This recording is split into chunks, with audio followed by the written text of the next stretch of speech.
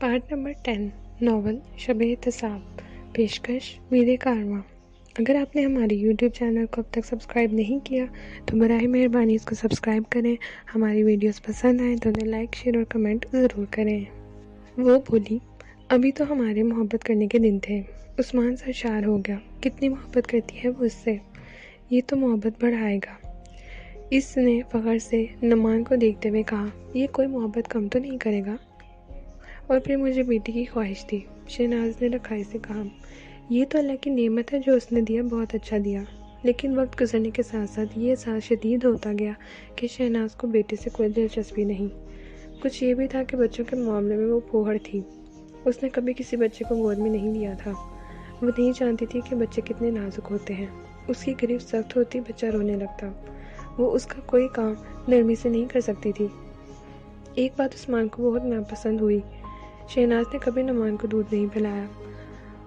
उसने टोका तो वो बोली, मैं कमज़ोर बहुत हूँ, डॉक्टर ने मना किया था, इसीलिए इब्तिदा ही में फीडर से दूध चलू दिया, बाद में मुश्किल होती। उस्मान ने कुछ कहा तो नहीं, लेकिन उसे अफसोस बेहद हुआ। ऐसा बच्चा जो मुकद्दर में दुनिया की हर नेमत लेकर आया था, एक कुदरती नेमत से महरूम कर दिया गया। कितनी बड़ी महरूमी है ये।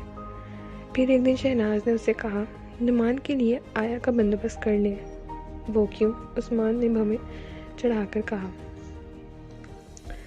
क्यों की क्या बात है? शहनाज ने तंग आकर कहा। ये सब घरों में यही होता है। मैं उसकी इस तरह निगहदाश्त नहीं कर सकती जैसे होनी चाहिए। तुम्हारी ये बात गलत है। मैं जानता हूँ कि ज़्यादातर घरों में ये नहीं होता। मैं उन लोगों की बात नहीं कर रही जो आया अफोर्ड नहीं कर सकते।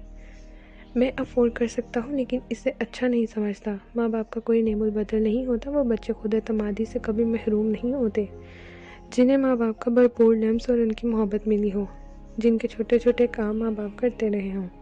शहनाज खामोश हो गई। उसने इसरार नहीं किया, लेकिन चंद रोज़ में ही उस्मान को एहसास हो गया कि ये काम उसे करना ही पड़ेगा। उसने बेहद खूबसूरत आया रख ली। बच्चा बड़ा होने लगा। शहनाज उससे बिल्कुल ही बेताल्लुक हो गई। उस्मान ने उसे अपनी जिम्मेदारी बना लिया। उसके छोटे छोटे काम काज उसने आया से सीख लिए। अब वो उसकी नैपी भी बदल सकता था, इसलिए दूध भी बना सकता था। वो दफ्तर से जल्दी घर आने लगा। शाम को वो घंटों उससे खेलता, उसके साथ वक्त गुजारता, उसे बाहर टहलाने के लिए ले जाता। वो देख रहा था कि बच्चा बहुत ज़हीन है। वो वक्त तक नहीं पहुंचता था। किसी रोज़ उसे देर होती तो वो देखता कि नोमी दरवाजे पर निगाहें लगाए बैठा है। उसे देखकर वो खुशी से किलकारियां मारता। आया, आपने किस लिए रखी है आखिर? एक रोज शहनाज ने गुस्से से कहा। ये रात को उसे क्यों नहीं सुलाती अपने पास? उसने कब इनकार किया है, लेकिन मैं ये नहीं चाहता। उस्मान ने जवाब दिया, ये मेरे साथ ही सोएगा, तुम्हें इसमें एतराज़ है क्या? ये बेबी कॉट किस लिए है और आया किस लिए है, और ये माँ बाप किस लिए हैं? तुमने ये नहीं बताया कि तुम्हें इसमें एतराज़ क्या है। उस्मान ने नरम लहजे में कहा, रात को कई बार उठता है तो तुम्हें क्या फ़र्क पड़ता है? तुम्हें तो कुछ नहीं करना पड़ता। उसके सारे काम तो मैं करता हूँ। रोता भी बहुत है, मेरी नींद ख़राब होती है। कोई बात नहीं, मैं उसे लेकर दूसरे कमरे में सो जाया करूँगा। उस्मान ने बड़े तहम्मुल से कहा, मैं इसलिए भी कह रही हूँ कि अलग रहने वाले बच्चों का डर निकल जाता है। शहनाज ने पैंतरा बदला। मेरा नज़रिया मुख्तलिफ है। जिन बच्चों के पास माँ बाप के जिस्मों की गर्मी हो, दिल तो वो डरते हैं नहीं, और डरे तो माँ बाप से लिपट कर खौफ से बेनियाज हो जाते हैं। जो चीज़ चाहे करें, लेकिन मेरी नींद खराब न करें। फिर उनकी शादी की पहली सालगिरह आगे वो दफ्तर गया तो शहनाज सो रही थी। वो उसके लिए बहुत खूबसूरत तोहफा लेकर घर आया तो उसका दिल खुश हो गया। उसे गुमान भी नहीं था कि शहनाज को अपना सुहागरात वाला वादा याद होगा। वो वादा तो वो खुद भी भूल चुका था। शहनाज दुल्हन बनी बैठी हुई थी। उसने सुहाग का वही जोड़ा और वही ज़ेवरात पहन रखे थे जो उस रात में उसकी आमद से पहले उसने उतार फेंके थे। उस्मान की शुक्रगुजारी की कोई हद नहीं थी। उस रात 3 माह का नुमान अपनी आया के पास सोया। शहनाज को अपने कोख में पलने वाली इस वजूद से वैसे ही नफरत थी कि वो ज़बरदस्ती उस पर थोप दिया गया। सितम वाले सितम के वो लड़का था और वो बहु उस्मान की तस्वीर था। उसकी समझ में नहीं आता था कि वो उसे कब तक और कैसे बर्दाश्त करेगी। वो नुमान को देखती तो उसका खून कौन था। उसे एहसास होता कि उसके जिस्म से ज़बरदस्ती खून, हड्डियाँ और गोश्त छीन कर उस बच्चे को तख्लीक किया गया है। उसकी वजह से वो मुकम्मल नहीं रही है, वो कम हो गई है, घट गई है। याद रखना उस्मान हफीज़, वो बड़बड़ाए, तुम आइंदा मेरे साथ ऐसा नहीं कर सकोगे, ये मेरा तुमसे वादा है और खुद से भी। नन्हा नुमान बाप की शफकत और मोहब्बत और आया की निगहदाश्त के साए में दिन गुजारता और बढ़ता रहा। फिर उसने मम्मा कहना सीख ली, लेकिन मम्मा ने उसे गोद में लेना नहीं सीखा। छोटा सा बच्चा ये तो नहीं जानता था कि नफ़रत क्या होती है, मगर मम्मा की बेनियाजी इससे अच्छी नहीं लगती थी। शहनाज के लिए वो बच्चा गोपा होकर भी नहीं था।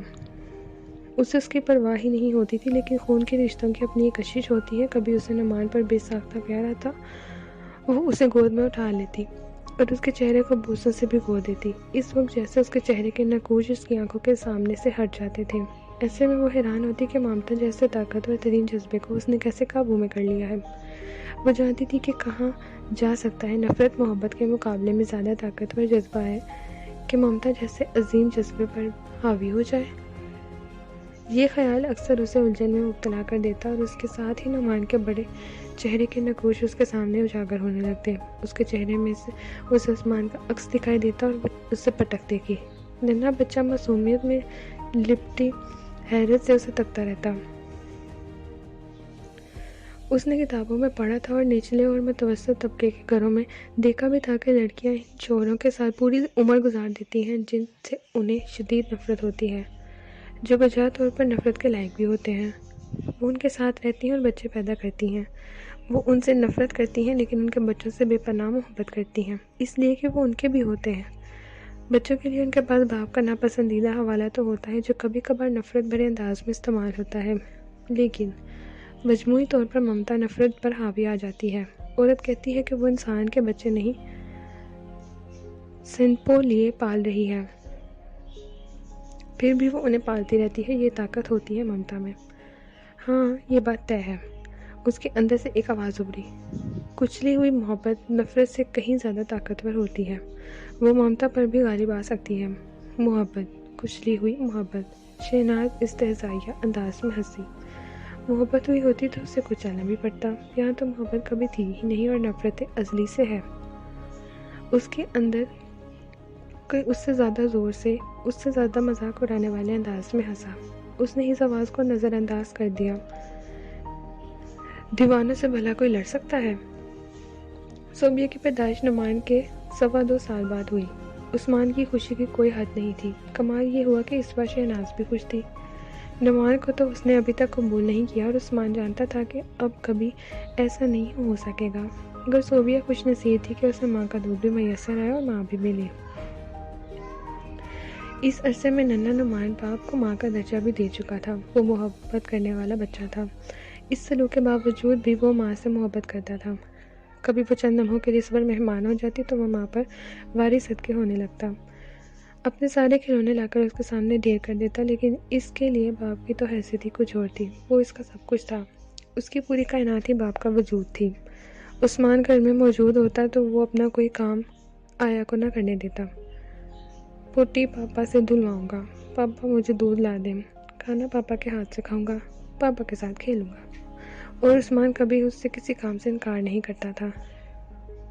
जब फुर्सत होती वो उसे खुद नहलाता। नुमान के लिए वो लम्हे बेहद मुसरत खेज होते जब वो और पापा बाथरूम में शावर के नीचे खड़े होकर साथ नहाते।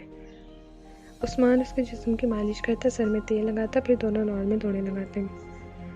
कभी कभी शहनाज उस्मान से कहती, आप लाड प्यार में से बिगाड़ रहे हैं। लाड प्यार? उस्मान हैरत से कहता, मैं तो बस खाना परी की कोशिश करता हूँ, वो खाना जो तुमने खाली छोड़ दिया है। छोटी बातों को बड़ा बनाने में तो आपको कमाल हासिल है। और उस्मान उसे अजीब नज़रों से देखता रह जाता। शहनाज की मोहब्बत उसके दिल में पहले से ज़्यादा बढ़ गई थी। उसने पहले एक बेटे और बेटी का तोहफा देकर उसे निहाल कर दिया। उसने उनके अज़दवाजी ताल्लुक़ अब भी वही हाल था, लेकिन अब उस्मान को कोई परवाह नहीं थी। बच्चे उसके लिए वसीला इज़हार बन गए थे। अज़दवाजी ज़िंदगी की खलवतें मुअत्तल हो गई थी। कभी कभी उसे बड़ी शिद्दत से कमी महसूस होती, लेकिन वो सब्र कर लेता। हमारे सितारे शायद बच्चों ही की हद तक मिलते थे, वो सोचता। इस बार उसने तजवीज़ पेश की कि सोबिया को आया के पास सुलाया जाए। शहनाज भड़क गई, दलीलें उलट गई थीं। जो दलीलें शहनाज ने नुमान के मामले में दी थी वो अब उस्मान दे रहा था, और शहनाज वही जवाबी दलीलें दे रही थी जो कभी उस्मान ने दी थी। बस तो हम सब साथ सोया करेंगे, उस्मान ने कहा। ये कैसे हो सकता है, बेड बोझ होता है, शहनाज ने एतराज़ किया। बेड की फ़िक्र मत करो, मैं बहुत बड़ा बेड बनवा लूँगा। शहनाज को क्या एतराज़ हो सकता था, वो अज़ियत का खेल फिर से शुरू करना चाहता था। गुर्बत होगी तो शोला भड़केगा, शोला भड़केगा तो आग लगेगी, और आग को भड़ककर जल बुझने का मौका नहीं मिलेगा तो जिस्म सुलगता रहेगा, न जलेगा न बुझेगा। उस्मान ने बहुत बड़ा बेड बनवा लिया। अब मसला ये था कि कैसे सोया जाए। उस्मान चाहता था कि वो दोनों किनारों पर सोएं और बच्चे दरमियान में। शहनाज को एतराज़ था कि नुमान सोते में लातें बोझ चलाता है, सोबिया के लिए ख़तरनाक होगा। आखिर में ये तय हुआ कि सोबिया माँ बाप के दरमियान में सोएगी और नुमान बाप के बराबर किनारे पर। खेल फिर से शुरू हो गया, वही ख्वाहिश, गुरेज और अजियत का खेल, लेकिन इस बार अजियत पहले जैसी पुरअसर नहीं थी। नन्ना उस्मान बहन से बहुत मोहब्बत करता था, वो उसके करीब रहना, उसके साथ खेलना चाहता था। उस्मान घर में होता तो देखता कि शहनाज उस्मान को कभी सोबिया के करीब नहीं होने देती। वो जब भी सोबिया के करीब जाता शहनाज उसे झिड़क कर हटा देती। ये क्या करती हो तुम? एक दिन उस्मान ने चिढ़कर कहा, भाई बहन के दरमियान नहीं आया करो। आप नहीं समझते, बच्चे तो मासूम होते हैं ना, ख्याल तो बड़ों को रखना पड़ता है, शहनाज ने बेहद रसान से कहा। कई बार ऐसा होता है कि खेल ही खेल में नुमान सोबिया के सीने पर चढ़ने की कोशिश कर रहा था। वो तो मैं वक्त पर पहुंच गई, वरना खुदा न खास्ता।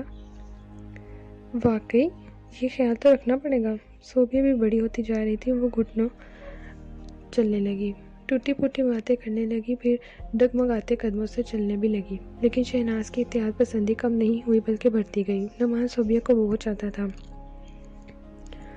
बाप को बेटी वैसे ही ज़्यादा अजीज़ होती है। वो सोबिया और नुमान के लिए अपनी मोहब्बत का मवासना करता तो उसे सोबिया का पल्ला झुकता नज़र आता, मगर मोहब्बत का अमली इजहार वो नुमान के मामले में ज़्यादा करता था, इसलिए कि नुमान की ज़रूरत बड़ी थी। वो एक तरह से महरूम जो था। सोबिया खुश नसीब थी, उसे कोई खाना खाली नहीं मिला था। दोनों बच्चे कुदरती तौर पर एक दूसरे पर जान छिड़कते थे, लेकिन शहनाज अभी दोनों के दरमियान दीवार बनी रहती थी। उस्मान ने उसका हल भी निकाल लिया। वो शाम को जल्दी घर आता और दोनों बच्चों को साथ लेकर लॉन में चला जाता। वो दिन भर के तरसते हुए आपस में खेलते रहते, वो बैठा उन्हें देखता रहता। ये देखकर कि नुमान सोबिया का कितना ख्याल रखता है और उसकी खातिर हर ये सार के लिए तैयार रहता है, उसकी आंखें भीग जाती। सूरज गरूब होता तो वो उन्हें घर में ले आता, वो उसके सामने खेलते रहते, यहाँ तक कि सो जाते। एक दिन नुमान ने उसे कहा, पापा आप हर रोज़ दफ्तर क्यों जाते हैं? उस्मान हैरान रह गया। इतने सादा और आसान सवाल को किसी छोटे बच्चे को क्या जवाब दिया जा सकता था? बेटे, आपके लिए पैसे जो कमाने होते हैं, उसने कहा। लेकिन पापा मुझे तो पैसे नहीं चाहिए। उस्मान थोड़ी देर सोचता रहा। बेटे एक बात बताऊं, ये अपना घर तुम्हें अच्छा लगता है? और ये घर की सारी चीज़ें और तुम्हारे खिलौने? जी पापा। तो बेटे मैं हर रोज़ दफ्तर ना जाऊं तो ये सब कुछ छिन जाएगा, इसलिए मैं रोज़ दफ्तर जाता हूँ। 4.5 साल का बच्चा कुछ देर सोचता रहा, फिर उसने बड़ों के से अंदाज में कहा, ये तो बड़ा मसला हो गया पापा। उस्मान को उस पर प्यार आ गया। मुझे बताओ तो कि मसला क्या है? मसला है तो उसका हल भी होगा। बात यह है कि पापा आप ऑफिस ना जाएं तो मैं और सोबिया दिन भर साथ खेल सकते हैं। उस्मान सोचने लगा, उसने पिछले साल नोमी को स्कूल में दाखिला दिया था और अब छुट्टियां थीं। लो मसला हल हो गया, उसने चुटकी बजाते हुए कहा। हम दफ्तर से 15 दिन की छुट्टियां लेंगे और तुम्हें पूरा पाकिस्तान दिखाएंगे, खूब खेलना तुम। नमी उससे लिपट गया, पापा आप बहुत अच्छे हैं, आई लव यू। उसने उसके रुखसारों को चूम लिया, आई लव यू पापा, बस हम कल ही चलेंगे। शहनाज महसूस कर रही थी कि खेल खत्म होता जा रहा है। उस्मान दोनों बच्चों में गुम होकर रह गया था। वो कभी उसकी तलब नहीं करता था, उसे शायद उसकी ज़रूरत ही नहीं रही थी। कम अज़ कम लगता वही था, और ये बहुत बड़ी नाकामी थी। वो तो चलने और तड़पने की बजाय पुरसकून हो गया। शहनाज मतोहतश हो गई। ये तो सब रहेगा जा रहा था, उम्र ही रहेगा जा रही थी, उसने तो ये सोचा ही नहीं था। वो सोचती रही और इस नतीजे पर पहुंची कि उसकी हिकमत अमली ही ठीक नहीं थी। इसमें कच्चापन था। किसी चीज़ से महरूमी का भरपूर एहसास हो तो इस वक्त होता है जब उसकी अफादियत पूरी तरह रोशन हो। जिस शख्स ने कभी शेर होकर पानी ही ना पिया हो, उसकी तृष्णा तो बस वाजिबी ही सी होगी। पहले आदमी पर तो ये साबित किया जाए कि कोई नेमत कितनी बड़ी है, इसके बाद वो महरूम होगा तो उम्र भर पछताएगा। उसने उस माँ को इब्तदाई से लज्जत से महरूम करके गलती की थी, तभी तो बच्चों ने उसकी महरूमी की बआसानी तलाफ़ी कर दी। पार्ट नंबर 10 इख्तिताम पज़ीर होता है। नावल शब एहतिसाब का बकिया हिस्सा पार्ट 11 पे समाअत फरमाइए।